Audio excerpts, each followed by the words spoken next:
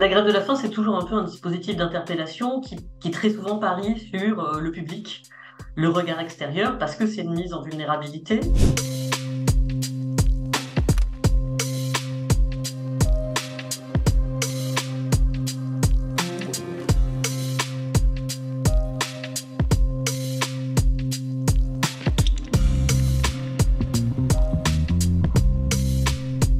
Le terme apparaît au tournant du 19e et du 20e siècle. Le terme de grève va être utilisé pour des jeunes de protestation qui ont existé avant dans l'histoire. La question de l'urgence, elle est toujours de toute façon quand même construite politiquement aussi. C'est aussi parce qu'on veut dire qu'il y a urgence qu'on va avoir recours à ce moyen pour insister sur la gravité de la situation. Et non seulement sur la gravité, mais sur la façon dont on veut montrer, en mettant son corps à l'épreuve, que la cause, elle est grave, elle est importante.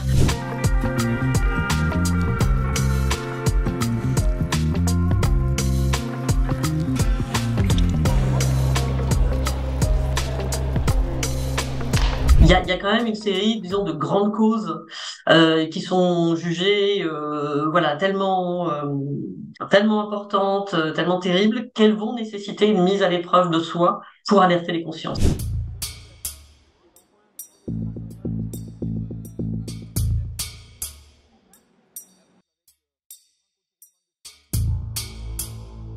Ça serait quelque chose d'absolument terrible pour les autorités, quand bien même elles n'en auraient rien à faire, ça les mettrait évidemment terriblement en cause de s'être montrées complètement indifférentes à un tel engagement de la part de grévistes. L'intervention des autorités, je pense qu'elle a à voir aussi avec l'annonce de l'imminence de la grève de la soif, qui là est mortelle à 2-3 jours, quoi, dans cet état.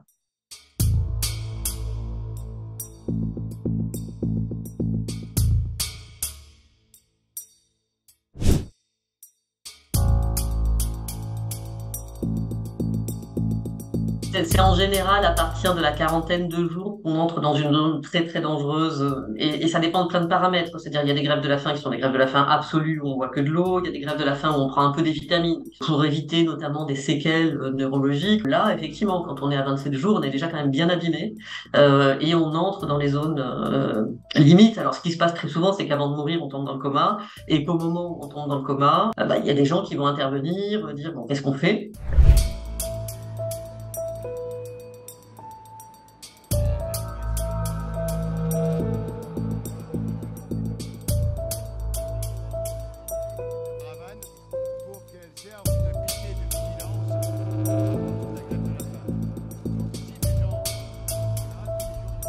On peut la retrouver aussi du côté de mouvements qui érigent la non-violence comme un principe très important. C'est vrai que on a le sentiment qu'il y a peut-être moins de compassion de façon générale à l'égard des grévistes de la faim que moi ce que je pouvais rencontrer par exemple dans les années 90.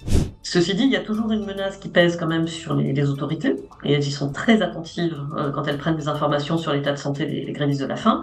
Donc oui, c'est quand même un moyen qui peut marcher. À force de ne pas faire attention ou d'ignorer des protestations, des véritables séquelles gravissimes ou une mort se produisent.